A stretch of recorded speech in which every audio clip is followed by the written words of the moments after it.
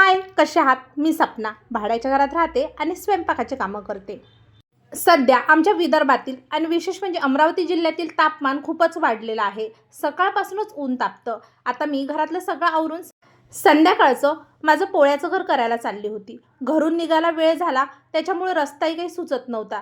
तिथे गेल्याच्या नंतर एवढी गरमी होत होती ना, पटकन कणिक भिजवली आणि तेल लावून मला 10 पोळ्या करून घ्यायच्या होत्या. ज्यांच्याकडे मी पोळ्या करायला आलेली आहे त्या शिक्षिका आहेत आणि स्वभावाने खूपच छान आहेत. फक्त सांगून देतात की सपना तू 10 पोळ्या कर किंवा 6 पोळ्या कर किंवा 2 भाकरी कर, त्यांचं फक्त सांगायचं काम असतं. त्याच्यानंतर त्या अजिबात किचनमध्ये येऊन पाहत नाहीत किंवा म्हणजे कुठलीच रोकटोक करत नाही.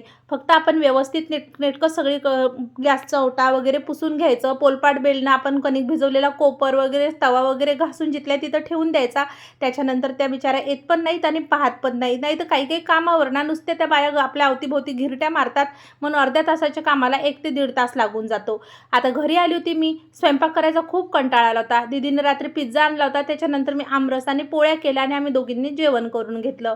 रात्री ना राशन आणलं होतं. बऱ्याच दिवसापासून राशन आलं होतं, पण माझं काही जाऊन आणणं होत नव्हतं. त्याच्यानंतर मी यांना म्हटलं मला अर्धा किलो चिवडा पण आणून द्या. तर बघा चिवडा आणला होता अर्धा किलो. कधी कधी सकाळी वेळ झाला नाश्त्याला काही नसलं तर आपण चिवडा खाऊन कामावर जाऊ शकतो. तर बघा मग असं करता करता सगळं आवरता माझा दिवस संपून गेला. चला, कसा वाटला माझा आजचा छोटासा ब्लॉग तुम्हाला कमेंट बॉक्समध्ये नक्की सांगा आणि व्हिडिओ आवडला तर नक्की फॉलो करा.